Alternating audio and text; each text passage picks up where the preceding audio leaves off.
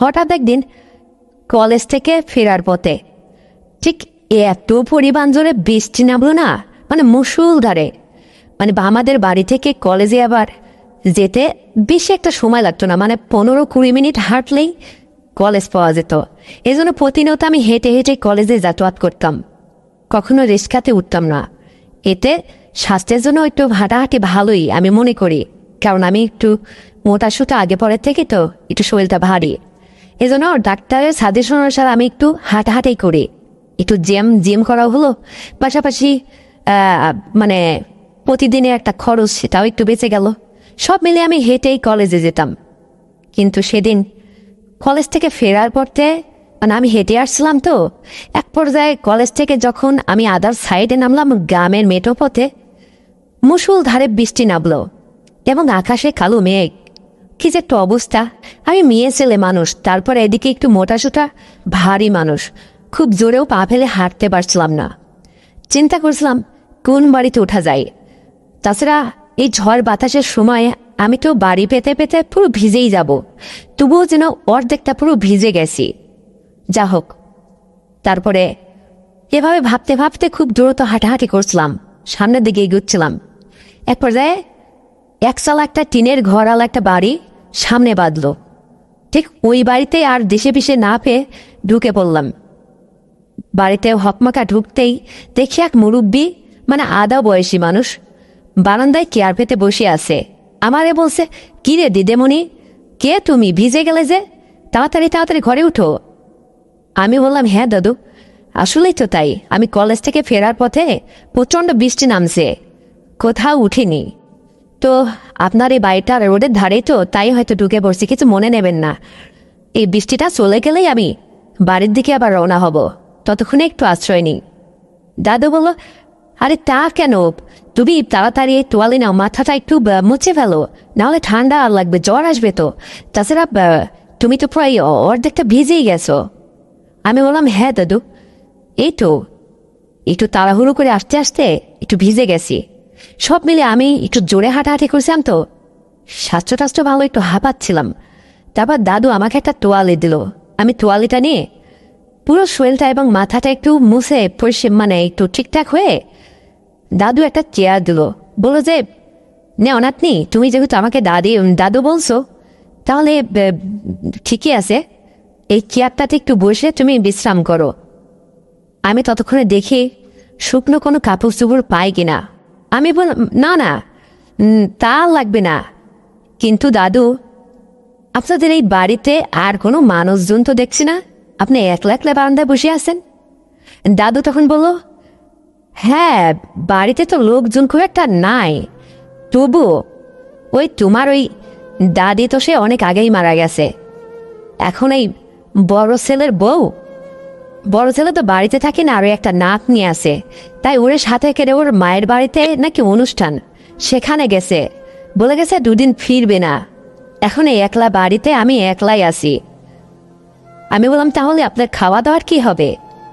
দাদু তখন বলল, খাওয়া দাওয়ার ব্যাপার সে সেরে গেছে, পাশের বাড়ির আমাদের এক আত্মীয়, উনি আমাকে দুবেলা খাইয়ে দিয়ে যাবে, ব্যাস এভাবে চলে যাব। তো বৃষ্টি যদি না ছাড়ে তাহলে তুমি বাসায় যাবে কি করে? তোমার বাসা এখান থেকে কত দূর? দাদু আমাকে একথা জিজ্ঞাসা করতে আমি বললাম, দাদু আর বেশি সময় লাগবে না, হেঁটে গেলে খুব বেশি হলে 10 মিনিট সময় লাগবে। তাছাড়া আমি ঠিক বৃষ্টি ছাড়লে চলে যেতে পারবো, চিন্তা করবেন না। দাদু বলল, আরে তা কি করে হয়, আমি আগে আগে দিয়ে আসবো। তাছাড়া এত জোরে বৃষ্টি তো ছাড়ার কোনো উপক্রমই দেখছি না। বৃষ্টিতে ভিজলে আবার আজকাল ঠান্ডা জ্বর হয়, দিন সময় ভালো যাচ্ছে না। তুমি রেস্ট নাও, চিন্তা করো না, পৌঁছানোর ব্যবস্থা আমি করে দেবো তোমাকে। আর বাসায় একটা ফোন করে বলো আমি আশ্রয় নিছি। আমি বললাম, ঠিক আছে দাদু। তারপরে যাই হোক, আমি বিশ্রাম নিতে নিতে স্কুলের মানে কলেজের যে সমস্ত আমার কাছে বই খাতাপত্র ছিল সেগুলো একটু গুছিয়ে গেছে রেখে বারান্দায় চেয়ারে বসে বেশ প্রায় অনেক সময় অপেক্ষা করছিলাম। কিন্তু মুষলধারে বৃষ্টি হচ্ছিল, বৃষ্টি আর ছাড়ার কোনো কথাই নেই, যেন আকাশে মেঘের গর্জন আরও মানে থেকে থেকে ঝপসে ঝপসে বৃষ্টি নামছে আরো জোরে আরো জোরে। ক্রমেই বৃষ্টি আরো জোর দিতে লাগলো, ছাড়ার তো নামই নেই। বিকেল থেকে কেবল সন্ধ্যা হতে গেল, তবুও বৃষ্টি ছাড়ছে না, মাঝে মাঝে বিদ্যুৎ চমকায়। কি যে একটা অবস্থা! এমনিতেই আবার আগে পরে আমার ওই আকাশে বিদ্যুৎ চমকানো আর এই কালো মেঘ দেখলে একটু ভয় ভয় লাগে, মানে এদিক দিয়ে আমি খুব ভীত ছিলাম। যা হোক, বাড়িতে একটা ফোন করে দিলাম। মা ফোনটা রিসিভ করে আমাকে জিজ্ঞাসা করলো, কি রে মা, তুই কোথায় এখন আছিস? এত জোরে বৃষ্টি হচ্ছে, কোথাও আটকে গেলে? আমি বললাম, মা আমি তো পায়ে হেঁটে কলেজ থেকে বাড়িতে যাতায়াত করি, তো আমি তো আটকে গেছি, এই যে একটা বাড়িতে আশ্রয় নিয়েছি, সমস্যা নেই, আমি ঠিক বৃষ্টি ছাড়লে চলে আসবো, চিন্তা করুন, আমি ভালো আছি। মা বলল, আচ্ছা রে, তোর জন্য দুশ্চিন্তা হয়, শিয়ানা মেয়ে তুই। যা হোক, মা ব্যাপারটা বুঝতে পারলো, বাড়িতে ম্যানেজ করলাম।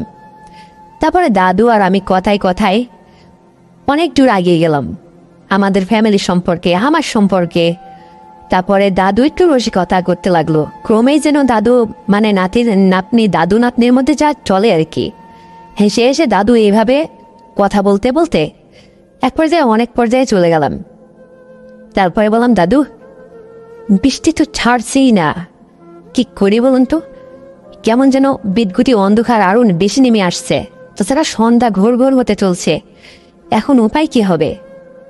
দাদু আমাকে বলল, শোনো নাতনি, তুমি আমাকে দাদু বলে যেহেতু ডাকছো, তুমি আমায় নাতনি, তুমি চিন্তা করো না, আমরা তো মানুষ, এটা তোমাদের বাড়ি তাই না? যদি বৃষ্টি আদৌ না ছাড়ে তাহলে বাড়িতে মাকে ফোন করে বলে দেবে যে আজকে আমার ফেরা হবে না, আমি আমার বান্ধবীর বাসায় বেশ ভালো আছি, তাহলে তো তারা চিন্তা করবে না। আমি বললাম, তাই? আচ্ছা ঠিক আছে, আর কিছুক্ষণ দেখি না। দাদু বলল, হ্যাঁ তা দেখো, তবে যদি না ছাড়ে বৃষ্টি তাহলে এই কথার পরে থাকবে, ওই যে পাশে টিনের চালার ঘরে যে এক পাশে একটা খোপ কাটা আছে, ওই খোপটাতে তুমি থাকবে, আর এই পাশটা এই যে আমি থাকি, এখানে আমি থাকবো, তুমি কোনো চিন্তা করো না, আমাদের এই ভাঙাচোরা গরিবের দুয়ারে কেউ আসবে না, তাছাড়া আমাদের বাড়িতে আবার কারেন্ট নেই, তুমি কিছু মনে করো না, আমরা এই যে তেলের ল্যাম্প জ্বালিয়ে আলো জ্বালাই। আমি বললাম, আমি যে আবার অন্ধকার এমনিতেই থাকতে পারি না, খাবারও পুরনো ল্যাম্প। যা হোক, দাদু কি করলো, ওই যে আগের ওই যে বাতি ছিল, যাকে গ্রামের ভাষা বলা হয় বাতি, প্রদীপ বা ল্যাম্প, যে যেটাই বলে, কেরোসিনের তেল দিয়ে সেটা জ্বালায়, যাক সেটা দিয়ে আলোকিত করলো সন্ধ্যায়। তারপরে বৃষ্টি কিছুতেই থামছে না। চিন্তা করলাম কি করি, তাছাড়া সন্ধ্যা লেগে গেল, পেটেও ক্ষুধা লাগছে। দাদু আমাকে বলল, দেখো, পাশের বাড়ির থেকে আমাকে একটু ভাত বেশি করে দিয়ে গেছিল, আমি অত ভাত খেতে পারিনি, দুপুরের গরম ভাত, এখন এই বৃষ্টির মধ্যে তোমার জন্য কোথায় খাওয়ার ব্যবস্থা করতে যাব, বাড়িতে তো আর মেয়ে ছেলে কেউ নেই। বলছিলাম যদি তোমার খুব ক্ষুধা লাগে তাহলে না হয় এই ভাতটুকু যদি একটু খেয়ে নিতে। আমি এক পাশ থেকে একটু খেয়েছি আর একটু দেখিয়ে দিছি, আমি অত ভাত খেতে পারি না। আমি বললাম, ঠিক আছে দাদু, আমার বড্ড খিদা পেয়েছে, সেই সকালে মানে খাওয়া দাওয়া করে কলেজে বেরিয়েছি, কিন্তু দুপুরে তো খাওয়া হয়নি, তো ভাবছি কি করব, আমার পেটটা ঠান্ডা হলে অন্তত একটু ভালো লাগতো। যা হোক, দাদু আমাকে খেতে দিল, আমি দাদুর অর্ধেক খাবার যেটা অবশিষ্ট ছিল সেটা খেয়ে নিলাম। তারপরে ঠিক পরিপাটি হয়ে চুপচাপ বসেই থাকলাম, কখন বৃষ্টি ছেড়ে কখন বৃষ্টি থামে, কিন্তু বৃষ্টি কিছুতেই থামছিল না।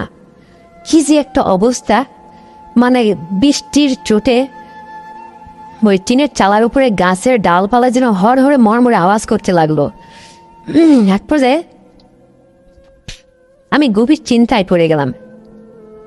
বাড়িতে মাকে নিজে নিজে ফোন করলাম, বললাম, মা আমি আমার এক বান্ধবীর বাসায় আছি, বেশ ভালো আছি, আজকের যে মেঘের অবস্থা, তা তো মনে হয় আকাশ পরিষ্কার হবে না সহজে, বৃষ্টি ছাড়বে না, ক্রমেই যেন বৃষ্টির জোর দিচ্ছে, তো তোমরা আমার জন্য চিন্তা করো না, আমি বেশ ভালো আছি, বৃষ্টি হয়তো ছাড়লেও রাত্রে আমি আসবো না, রাত যেহেতু হয়ে গেছে তো সকালের দিকে আমি আসব। মা বলল, তুমি বুঝে শুধু দেখো, যদি তোমার থাকাটা সেখানে নিরাপদ হয়, তুমি একটা যুবতী মেয়ে, তাহলে আমার কোনো আপত্তি নেই, তুমি তো ভালো মন্দ সব বোঝো। আমি বললাম, হ্যাঁ মা, চিন্তা করো না, তুমি একদম চিন্তা করবে না, আমি খুব ভালো আছি, আমি রাতটুকু না হয় থাকি, আজকে যে মেঘের অবস্থায় বোঝা হয়ে গেছে, মেঘ ছাড়বে না। মা বলল, ঠিক আছে, তাহলে তোমার আর বাসার ফেরার দরকার নেই, আমি তোমার বাবাকে বলে দেবো, আমি বললাম ঠিক আছে, বাবাকে জানিও, টেনশন যেন না করে। মায়ের সাথে রাত্রের শেষবারের মতো আরেকবার কথা সেরে তারপরে দাদুকে কথাটা জানিয়ে দিলাম। বললাম, দাদু, বাড়িতে আমি ফোন করে দিছি, বৃষ্টির যে অবস্থা, আকাশের যে অবস্থা, তাতে তো ছাড়ার কোনো কথাই নেই। তাই বলছিলাম, আকাশে যেমনটা মেঘ, তো বৃষ্টি তো মনে হয় ছাড়বে না। তাই মাকে আমি পরিষ্কার বলে দিছি আজকে আমার বাসায় ফেরা হবে না। এই কথা শুনতে দাদু খুশিতে অট্টল হয়ে বলছে, তুমি খুব ভালো করেছো নাতি, আমি তো তোমাকে এটাই বলতে চাইছিলাম, কিন্তু তুমি যদি আর আপত্তিকর কিছু মানে মনে করো, কিছু ভাবো, তুমি একটা শেয়ারা মেয়ে, তবে আমার উপর একটু ভরসা করে থাকতে পারো, চিন্তা করো না। এই যে এই ভাড়াচুরো গরিবের খাট, এই যে বিছনা, এখানে তুমি সুন্দরভাবে গুছিয়ে গেছে, আজকে রাতটুকু ঘুমিয়ে নেবে।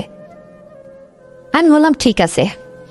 তারপরে কোনো রকম করে আন্নার উপরে গিয়ে আমার ভিজা কাপড়, আধা ভিজা কাপড় চোপড়গুলো চেঞ্জ করে, ওই ভাবির আবার ওই সালোয়ার কামিজ ছিল ওই বাড়িতে, তো ওই মানে দাদুর বেটার বউ ভাবি তো না, যেহেতু দাদুর তাকে বলছি, তাহলে তো সে আমার চাচিই হয় সম্পর্কে। যাও, ওই আন্টির সালোয়ার কামিজটা পরে নিলাম, আমারটা চেঞ্জ করে আমি একটু সুন্দরভাবে গোছগাছ, বাড়িতে আসার চিন্তা বন্ধ।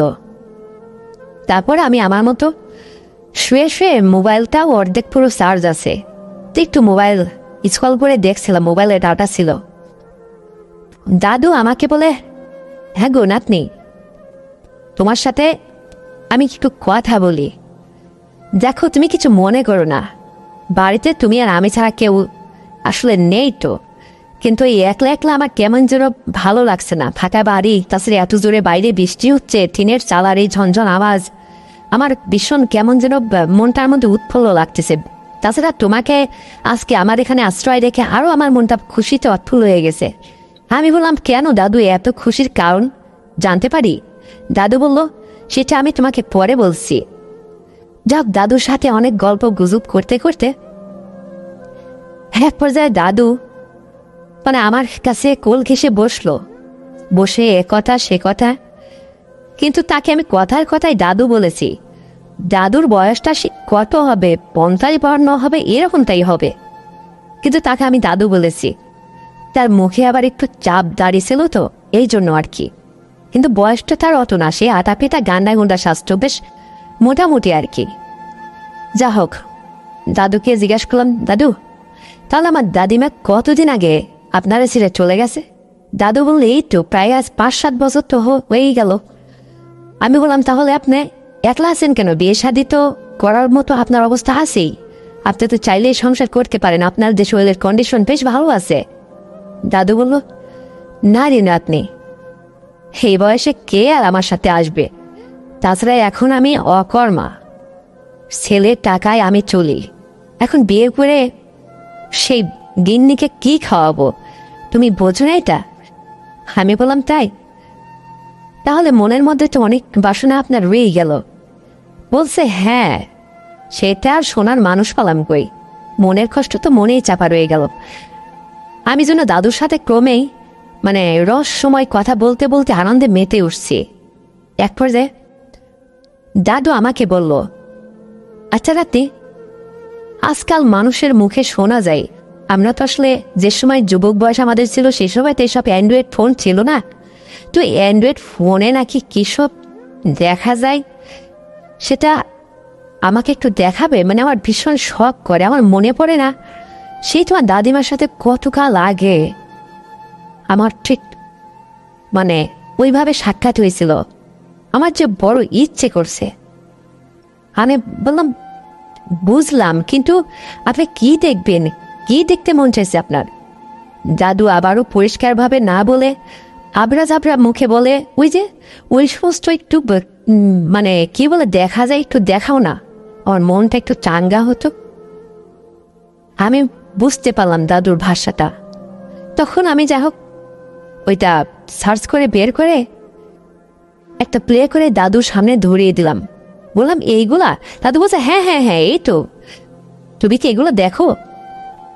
আমি বললাম, না দাদু, এইগুলা দেখলে আমরা যুবতী মেয়ে, এখন আমাদের সময় এখন একটা যুবতী, এই সময় এগুলো দেখলে কি নিজেকে ধরে রাখা যায়?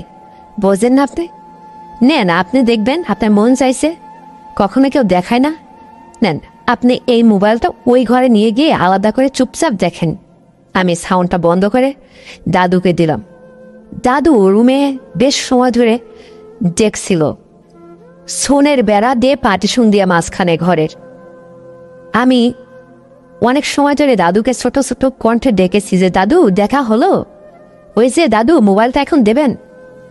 দাদু যেন একটার পর একটা ভিডিওতে ক্লিক করে করে দেখছে, কিন্তু কোনো কথা বলছে না।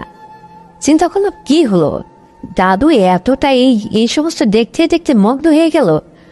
দেখি তো, কিন্তু দাদুকে দেখবো কি করে? তখন আমি ওই সোনের বেড়ার আড়াল থেকে ওই যে ল্যাম্প জ্বালানো আছে তার দাদুর ঘরে, ওই আলোর কোনোরকম ফোকাসটা বেরোচ্ছিল। ভাবলাম এই ফাঁক দিয়ে আমি একটু দেখি না ওকে মেরে, দাদু আসলে মোবাইল ওইসব দেখছে না কি করছে। তারপরে সোনের বেড়ার ওই ফাঁক দিয়ে দাদুকে দেখতেই দেখি দাদুর ওইটা বেশ বড় এবং অনেক লম্বা এবং মোটা, মনে হচ্ছে একটা যুবককেও ছাড়িয়ে যাবে। দাদুর এত সুন্দর কন্ডিশন, কিন্তু দাদুর একটা অভ্যাস দেখলাম, দাদু ওইটা দেখে হাত মারছে, মানে হাতে যে কি করছে। দাদুর আমার কথার কোনো দিশাই নেই, আমার কথা দাদুর আর খেয়াল নেই। মোবাইলটা বালিশের পাশে রেখে দাদু ওটা দেখায় বেশ মগ্ন হয়ে গেছে এবং হাতে কিছু একটা ঘন ঘন মানে চলছে। এটা আমি যখন বুঝতে পারলাম, আমার নিজের কাছে কেমন যেন ওটা দেখে লাগলো। কিছু সময় চুপচাপ আমি নিথরে অন্ধকার ঘরে বসে থাকলাম। দাদু আবারও যখন কোনো সারা শব্দ নেই ওভাবে চুপচাপ আছে, দাদু শুধু কিছু সময় বাদে বাদে দীর্ঘ নিঃশ্বাসের আওয়াজ পাচ্ছিলাম আমি। তখন আমি আবার উঠে গেলাম, চুপি চুপি হাঁটি হাঁটি পায়ে সেই ছোনের বেড়ার ফাঁক দিয়ে টুক মেরে একটু উকি ঝুঁকি মেরে দেখার ট্রাই করলাম। আবারও দেখি দাদু এক পর্যায়ে ওইটার জন্য আগের চেয়েও আরো লম্বা এবং শক্ত হয়ে দাঁড়িয়ে গেছে, আর হাতে কি যে করছে তেল লাগিয়ে। ব্যাপারটা কেমন যেন লাগলো, অদ্ভুত। ভাবলাম যে না, আহারে বেচারা, তার সে জীবনে এমন একটা পর্যায়ে চলে আসছে, না পারছে পরের মেয়েকে নিয়ে সে সংসারে তার প্রয়োজনীয় অনেক কিছু মিটিয়ে চলতে। যেহেতু সে অকর্মা, ছেলের ইনকামের টাকায় সে দিনপথ চলায়, সে তো তার মনের ক্ষোভটা আমার কাছে বললই, সহজ সরল ব্যক্তি। কিন্তু সেও তো একটা মানুষ, তারও তো একটা মন বলে কথা আছে। যেহেতু তার এখনো যে শারীরিক কন্ডিশন, তাতে সে একটা বিয়ে করলে আরো 20 বছর সংসার করবে এ নিশ্চিত আমি। মানে তার যে এমন অবস্থা, একটা এখনকার একটা যুবক ছেলেকেও ছাড়িয়ে গেছে। তার ওটা দেখে আমি তো পুরো মুগ্ধ হয়ে গেছি। আমার ভীষণ ইচ্ছে লাগছিল মনের মধ্যে, কিন্তু দাদুর এই কষ্টটা দেখেও আর আমার প্রাণে সইছে না। ভাবছি যে কি করি। এদিকে বাইরে বৃষ্টির এই গর্জন, টিনের চালার উপরে যখন ভারী বৃষ্টি বর্ষণ হচ্ছে, ঝমঝম ঝমঝম করে আওয়াজ হচ্ছিল, হালকা মৃদু মৃদু বাতাস সেই সাথে ছিল। আমার যে গাটা শিহরণে কেমন যেন এক অদ্ভুত সময় কাটছিল। তারপরে মনে হচ্ছে আমি সেই আগের পুরনো যুগে বাস করছি। সেই যুগে চতুর্দিকে কারেন্ট আছে, অথচ দাদুর এই ভাঙা ঘরে কারেন্টের নেই। বিদ্যুৎ বিল আছে, দেয় না নাকি, নাকি আদৌ কারেন্টের সংযোগ নেই তাদের, বুঝলাম না। ল্যাম্প জ্বালিয়ে তারা বাস করে, হয়তো তারা গরিব মানুষ। যা হোক, এসব চিন্তা ছেড়ে দাদুকে নিয়ে ভাবনায় পড়ে গেলাম। এক পর্যায়ে দাদুকে ডেকে বললাম, দাদু এই আমি দেখে ফেলেছি, তুমি সব কি করছো, এদিকে আসো তো, ফোনটা নিয়ে তুমি এদিকে আসো। দাদু এই কথা শুনতে ছটফট করে লাফিয়ে দাঁড় হয়ে পড়লো। আর ওটা অগোছালো, ওটা কাপড় চুপড় সেরে ঠিকঠাক হয়ে পরিপাটি হয়ে বলছে, হ্যাঁ রে নাতনি, তুই এমন সময় আমাকে ডাক দিলি না, যা, আমার মনটাই খারাপ হয়ে গেল। আমি হাহা করে হেসে দিয়ে বললাম, দাদু তুমি চিন্তা করো না, তোমার মনের কষ্টটা আমি বুঝতে পেরেছি। তুমি মনে করো না আমি কিছু বুঝি না, আমি কলেজে পড়ি, আমি কিন্তু আর এখন ছোট নেই দাদু, আমি সব বুঝতে পারি। তুমি এদিকে আসো তো। দাদু বলল, আমি ওদিকে যাব না রে নাতনি, বরং সে ওই রুমটা রোডের সাথে, তুই আমার ঘরে কাশবি। আমি নিজেই তখন দাদুর ঘরে গেলাম। বললাম, দাদু এ সমস্ত দেখতে নেই, আর তুমি যা করছো এতে শরীর খারাপ করবে তো, কিন্তু এগুলো করছো কেন তুমি? দাদু তখন আমার কথা শুনে মাথাটা নিচু করে বলছে, হ্যাঁ নাতনি, আমার দুঃখ কষ্ট আমি কাকে বলবো? আমার তো সেই বয়স নেই এখন যে কাউকে আমার এই সমস্ত পাগলামের কথাগুলো শেয়ার করব, কেউ আমাকে সাহায্য করবে। আমি যে ভীষণ একলা জীবনযাপন করছি, তাছাড়া সংসারের দারিদ্রতা আমাকে সব কিছু ভুলিয়ে দিয়েছে। কিন্তু আমিও তো মানুষ, আমার মনের মধ্যে কত কিছু আনছান আনছান করছে, কিন্তু উপায় যে নেই। তাই এটা দেখার স্বাদ হলো, আর এটা দেখতে দেখতে নিজের মনের মধ্যে অনেক ইচ্ছে বাসনা তৈরি হয়ে গেল মুহূর্তের মধ্যে। তাই হয়তো আমি বললাম, তো এটা করলে তো শরীর খারাপ করবি দাদু, তার সে এক কাজ করি, আমি তোমাকে একটু সাহায্য করতে পারি অন্ত একটাবারের জন্য। তুমি আমাকে কথা দাও, প্রমিস করো, মানে কোনোদিন কাউকে বলবে না তো? দাদু বলল, তুই পাগল হলে নাকি, আর তুই আমাকে এই বিষয়ে কি সাহায্য করবি আপনি? আমি বললাম, দাদু আসলে আমি তো এখন বড় হয়েছি, কলেজে পড়ি, একটা পরিপূর্ণ বিয়ের বয়স হয়েছে আমার, একটা ডাঙ্গুর মায়া, তাছাড়া আমার চেহারা শুরু পুরো যৌবন কাল। আমি কলেজে পড়ি, তাছাড়া কলেজে লেখাপড়ার ইয়েটা আমার খুব ভালো, আমি একটা ভালো স্টুডেন্ট, আমার ক্লাসের রেজাল্ট খুব ভালো। সব মিলে দাদু আমি কিন্তু এই সমস্ত প্রবলেমে ফেস হইনি। তবে কলেজ জীবনে আমার খুব কাছের একটা বন্ধু ছিল, সে আমাকে ভালোবাসার ছলে একটু প্রতারণা করেছিল, বেইমানি করেছিল। তার এক বন্ধুর বাসায় ডেকে নিয়ে গিয়ে আমার সতীত্ব, আমার মূল্যবান সম্পদটা সে বিয়ের প্রলোভ দেখিয়ে নিয়ে নেছে। এখন বা আমার আছেই বা কি? কিন্তু তোমার এই কষ্ট দেখে মনে হচ্ছে তুমি এই পৃথিবীতে একটা অসহায় ছেলে মানুষ, তুমি পারছো না কাউকে বলতে। এই সংসারের দারিদ্রতায় তোমাকে আরও যেন সব কিছু ভুলিয়ে রেখেছে। মনের মধ্যে এত কষ্ট চাপা রেখে ছেলে মানুষ চলতে পারে? আর আজকে আমি যেহেতু বুঝেই ফেলেছি, তাছাড়া একটা সুযোগও হয়েছে, বাড়িতে তুমি আর আমি ছাড়া এই রিমঝিম বৃষ্টির মধ্যে কেউ নেই। সব মিলে তোমার মনের অবস্থাটা আমি বুঝে আমার মনের মধ্যে একটু দয়া হয়েছে। আমি যদি তোমাকে একটু সহযোগিতা করি তাহলে মনে হয় তুমি একটু আরাম পেতে। দাদু বলল, তাহলে সেটা কীভাবে, একটু তাড়াতাড়ি কর। আমি বললাম, ঠিক আছে। এবেলা হাত দিয়ে ল্যাম্পটা এরকম নিভিয়ে দিয়েছি। দাদু বললো, এটা কি করলি রে, অন্ধকার হয়ে গেল যে? আমি বললাম, তাতে কি হয়েছে? তারপরে দাদুর পাশে বসলাম। দাদু ব্যাপারটা বুঝতে পারলো, আর দাদু যেন ঠিক টয়ের হয়েই আছে। তার মনের যে অবস্থা, সে কতদিন এইভাবে আছে কে জানে।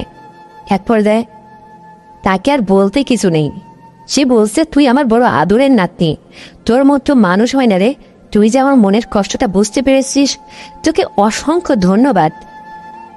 তোর জন্য আমি দোয়া রাখলাম, তুই অনেক বড় হবি রে।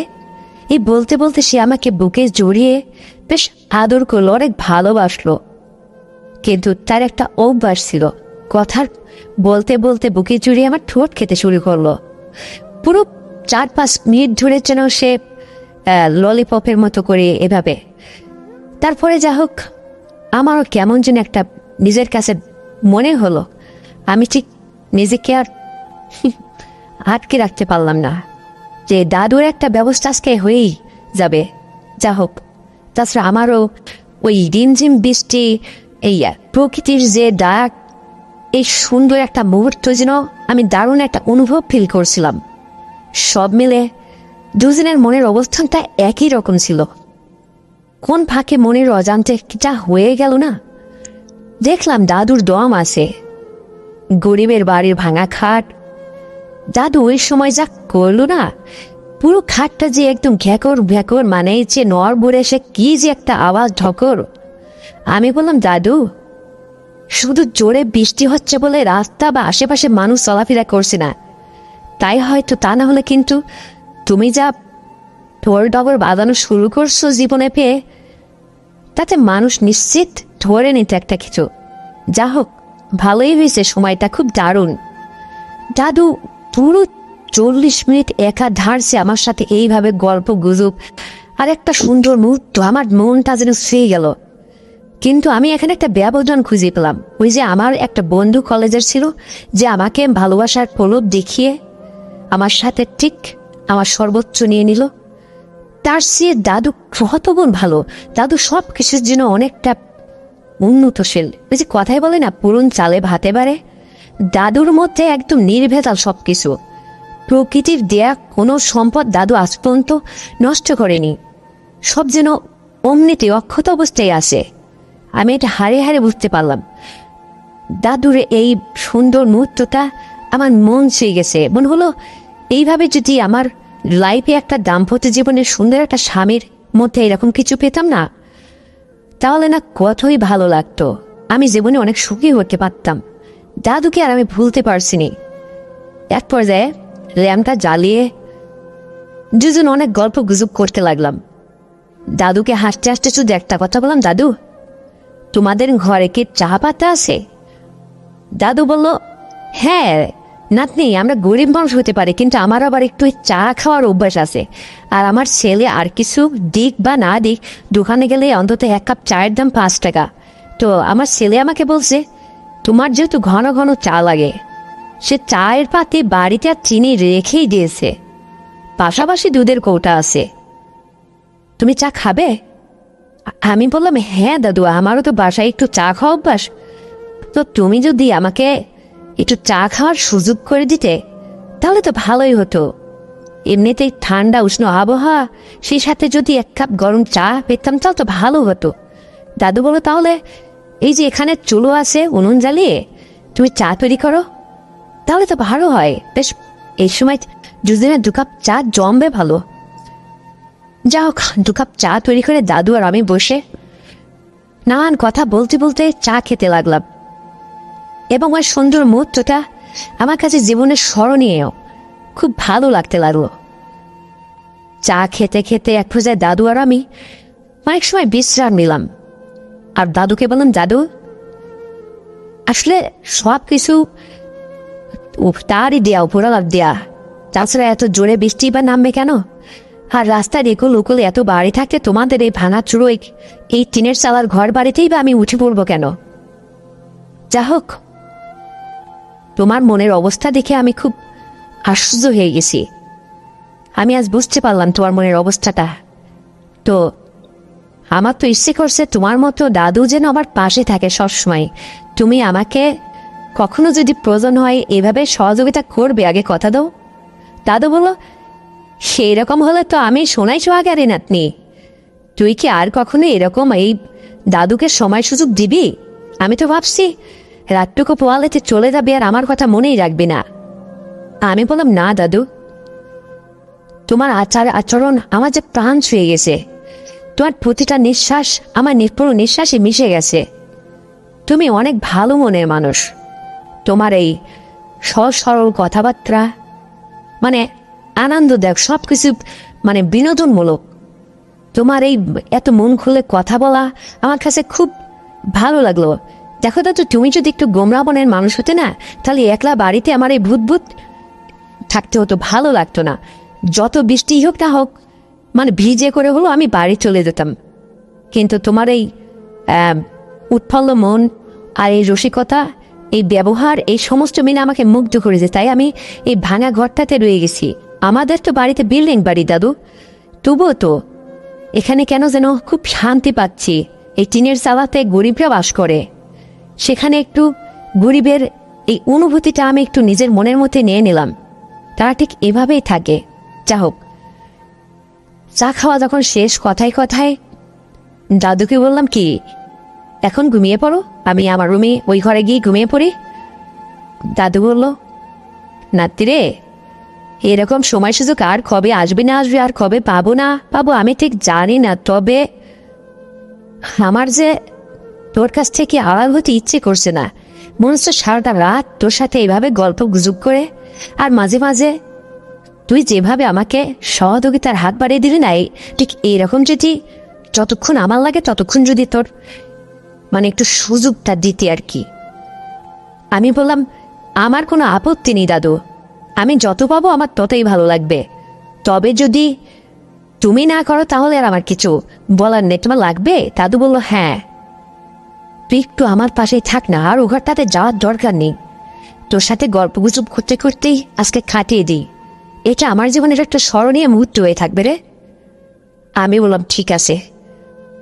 আমি আমার শোয়ার বালিশটা দাদুর ঘরে নিয়ে আসলাম, আর দাদুকে বললাম, দাদু এই খাটটাতে তুমি ঘুমাও। তাই বলে এই ভাঙা খাট কি নড় বড়ে উলি পোকা খেয়ে গেছে?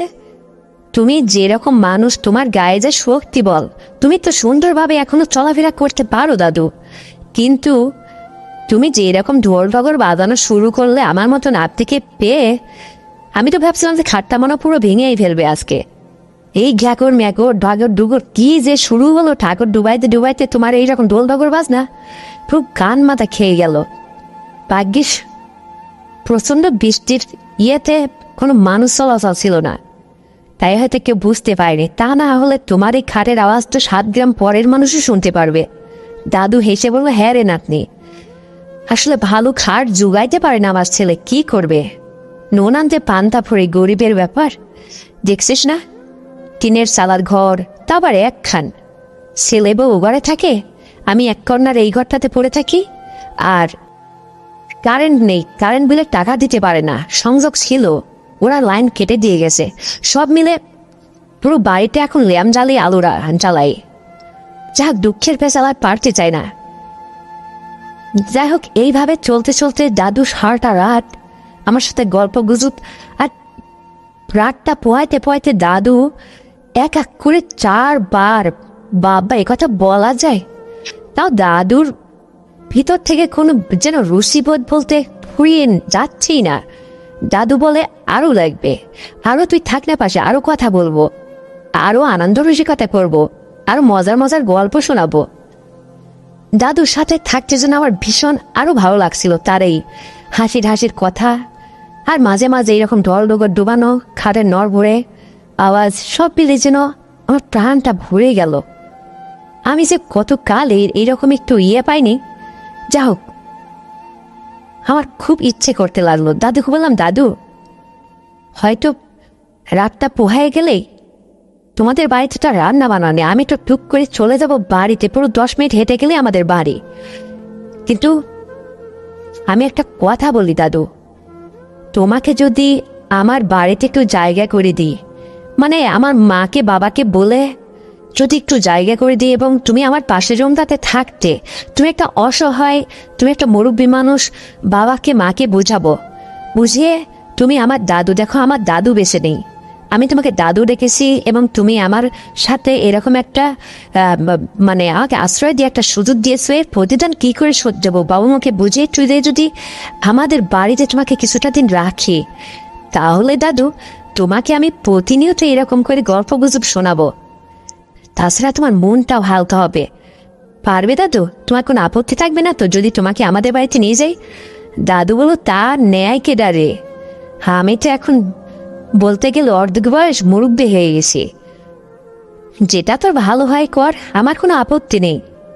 আমি বললাম, ঠিক আছে, তোমাকে আমি হাতছাড়া করছি না দাদু, কারণ আমার বাবা আমাকে বলছে, একথা মাও আমাকে বলছে, যে আমাকে নাকি মাস্টার্স কমপ্লিট করায়, মানে বড় চাকরি বাকরি করতে হবে বা ভালো একটা পজিশনে যেতে হবে, ঠিক অতদূর অব্দি আমাকে পড়াশোনা চালিয়ে যেতে হবে।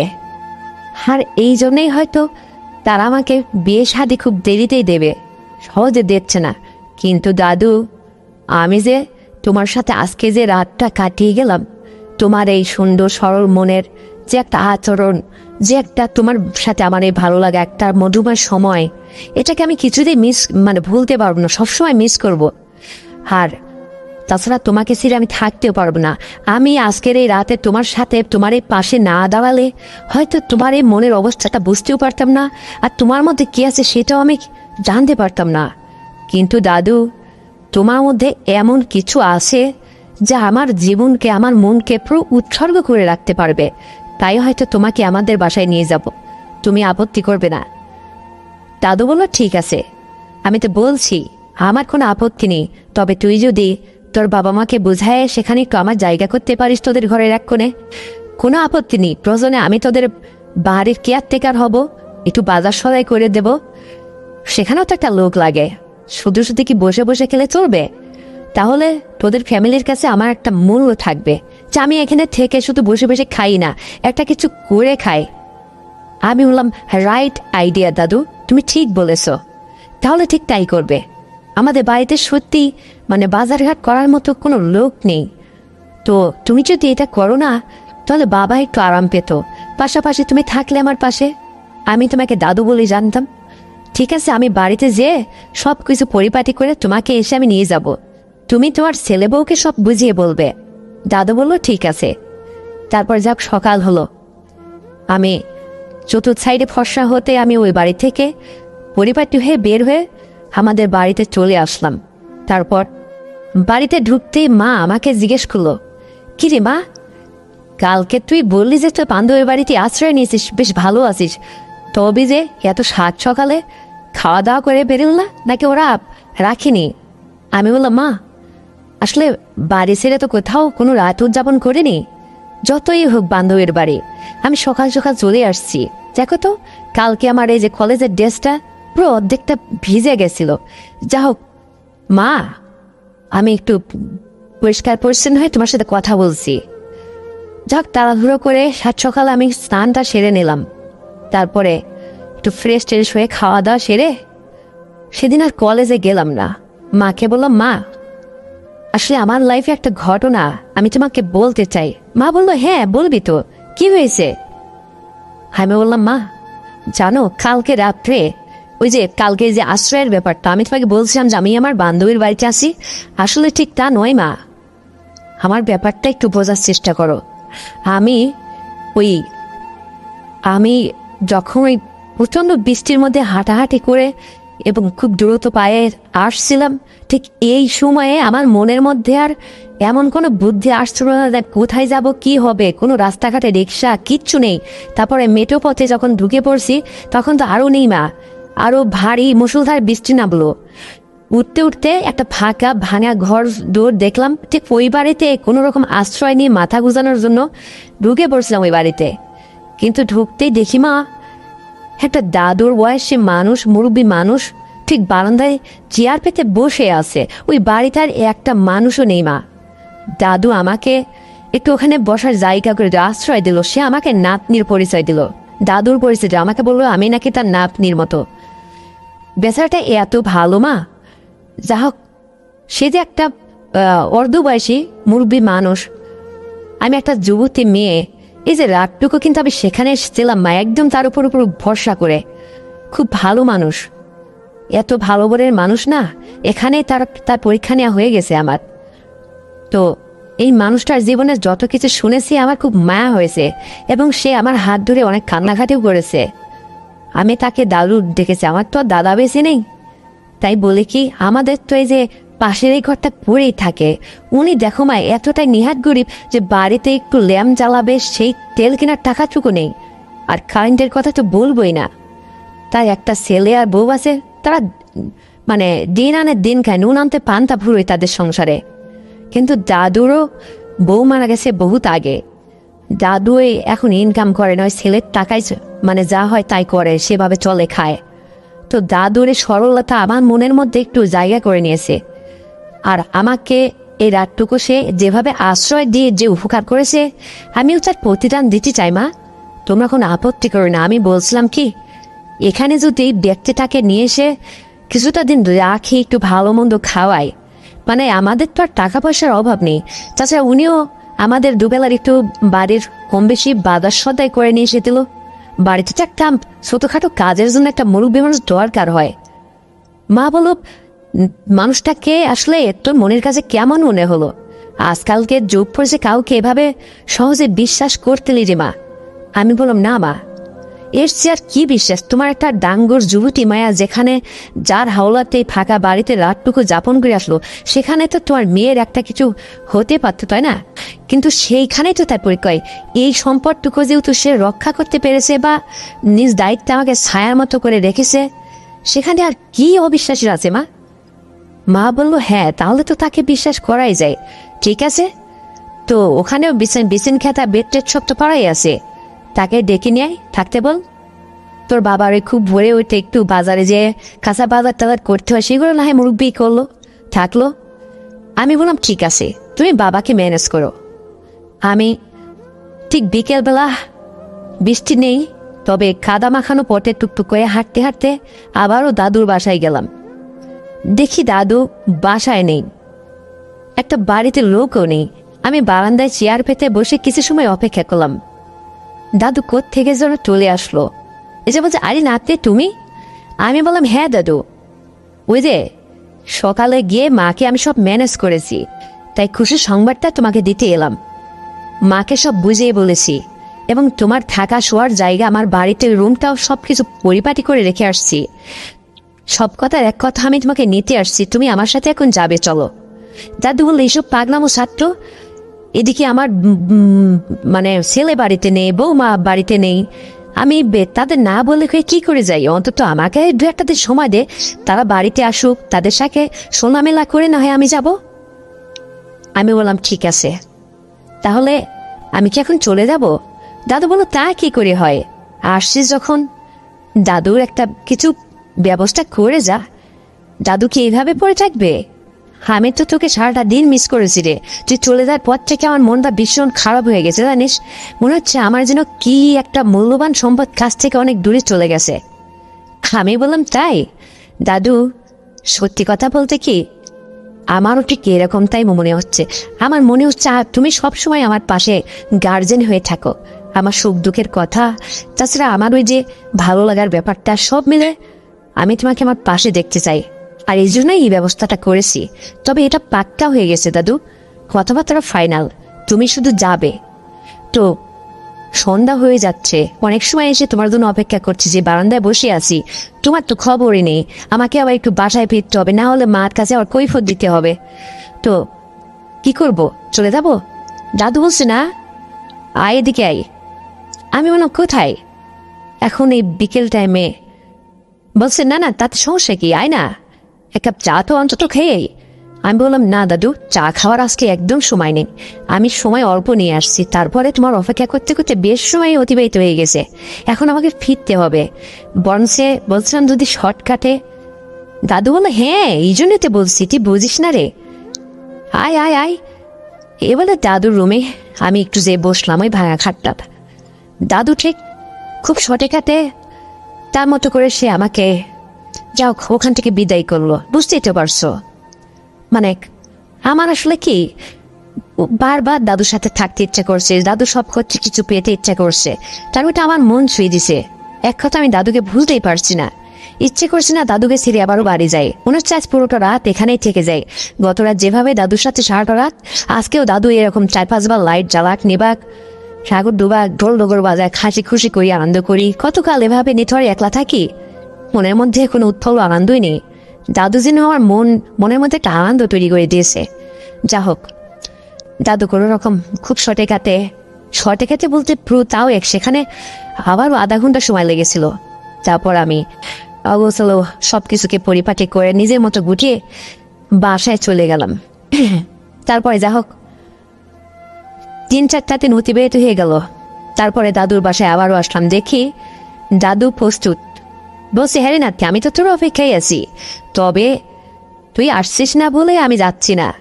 আমি আমার পুত্রবধূকে বলছি, তারা সম্মতি জানিয়েছে।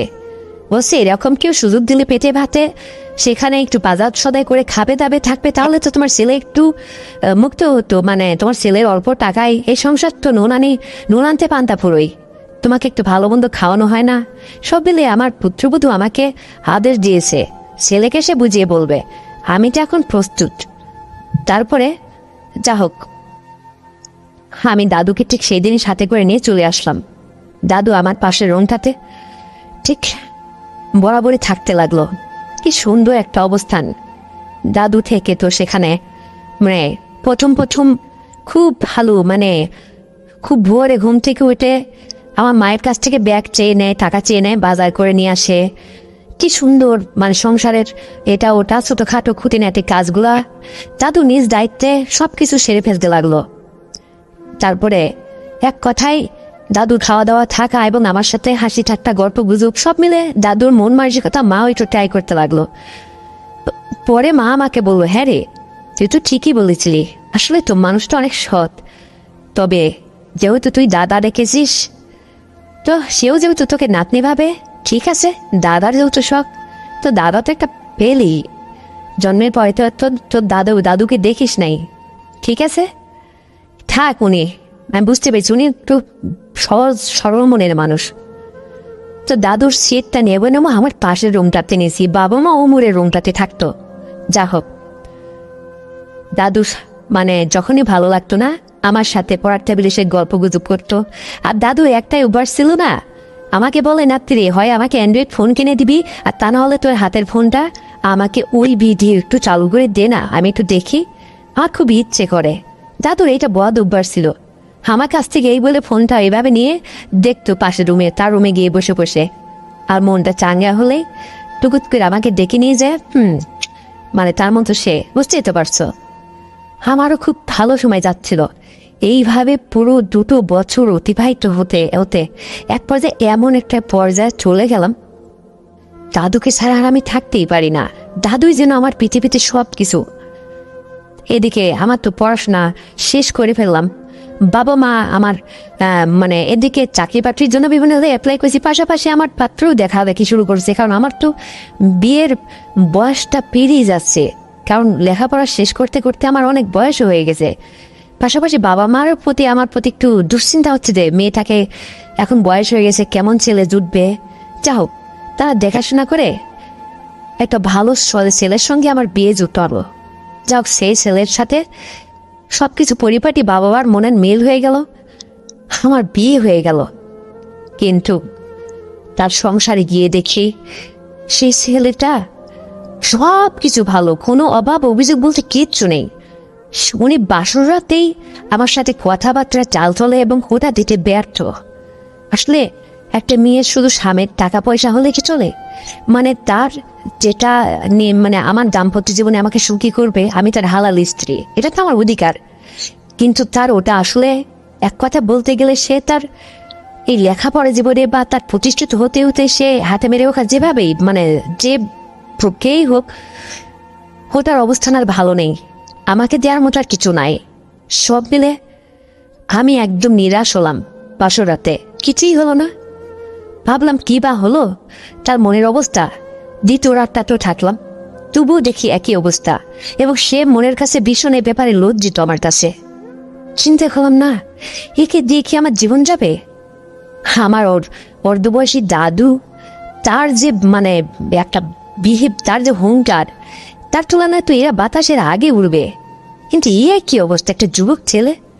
এবার লজ্জার ব্যাপার, বাবা মা এত টাকা পয়সা খরচ করে, এত লোকজন আয়োজন করে, কত সুন্দর ধুমধাম করে আমার বিয়ে দিল এই ছেলের সাথে। শুধু হাত পায়ে বয়ে লম্বা, কিন্তু ওর মধ্যে তো আসলে যেটা আমার প্রয়োজন বিশেষ করে সেটা তো নাই। কিন্তু কেন? মাকে ব্যাপারটা সব বললাম। মা বলল, তাই নাকি রে, এ কি বলিস? যাক, ব্যাপারটা মা বাবাকেও শেয়ার করছে। মা আর বাবার মধ্যে ব্যাপারটা খুব কালচার হতে লাগলো, আলোচনা হতে লাগলো। আমি এখানে থাকতেই লাগলাম। হয়তো বা কি বা হলো, হয়তো ঠিক হতে পারে, দেখি না। এভাবে একটা সপ্তাহের মধ্যে কোনো রকম ভাবে উনি ওষুধ খেয়ে না কিভাবে হোক জানি না ছেলেরা কি করে, একটা দিন কোনো রকম, তাও সেটা আমার মনের মতো না। আমি এক নিমিষে বাবাকে ফোন করলাম, বাবা, এই বাড়িটার এক মুহূর্ত না, তুমি আমাকে নিয়ে চলো। বাবা বলল, আমার একটা মাত্র বড় আদরের মেয়ে, তোকে আমি কত কষ্টে খাইয়ে দায়ে লেখাপড়া করায় সুশিক্ষায় এই জীবনটাতে কত চেষ্টা করেছি তোর সুখের জন্য, তুই যেখানে সুখী না সেখানে এক পা তোকে রাখবো না। বাবা আমাকে গিয়ে নিয়ে আসলো, আর সেখানে যেতে দিল না। আমিও সেখানে আর গেলাম না। বিয়ের স্বাদ মিটে গেল, বাড়িতে চুপচাপ 1 বছর পড়ে থাকলাম। কিন্তু আমি কি শুধু পড়েছিলাম? না, আমি তো আমার ব্যবস্থা চালাকি করে রেখেছি। ওই যে আমার দাদু ভাই আছে, দাদু ভাইয়ের সাথে সমস্ত কিছু কথাবার্তা সেরে চলতাম একের পর এক। সেখানে আমি সেদিক দিয়ে কোনো অভাব বুঝিনি। কিন্তু কেমন এক পর্যায়ে বাবা আমাকে যেখানে বিয়ে দিতে যায়, কোনো যুবক ছেলে আর আমাকে ধরে না, বিয়ের জন্য রাজি হয় না। হয়তো একটার বাপ, 2টার বাপ, হয়তো কারো বউ চলে গেছে, এইরকম পাত্রের সন্ধান আসে, আমি সেখানে রাজি হই না। এইভাবে চলতে চলতে দাদু আমাকে বলল, কি রে, তুই আমার বড় আদরের নাতনি, তুই আমাকে যেদিন দাদু রেখেছিস আমি আর তোকে আমার মনের স্থানে মানে নাতির মতো করে দেখছি, কিন্তু আমি গরিব অসহায় বলে তুই আমাকে দয়া দেখিয়েছিস, তোদের এই অট্টালিকার এখন একটু জায়গা করে দিয়েছিস, বা তোর মনের কোনেও আমি জানি আমার জায়গা তৈরি হয়ে গেছে। কিন্তু তুই যে এখন আমার সে বড় অসহায় হয়ে গেলি রে রাত্রে, তোর বিয়ে হলো সেখান থেকে ফেরত আসলি, আবার তোর জন্য ভালো পাত্র জুটছেই না, বিবাহিত ছেলেরাই জুটছে, সেখানে আমি কি অপরাধ করেছি? দাদুর মুখের এই কথা শুনে আমি অবাক, তাই তো দাদু তো সে তুলনায় যথেষ্ট ভালো, তো দাদুই বা কম কিসে?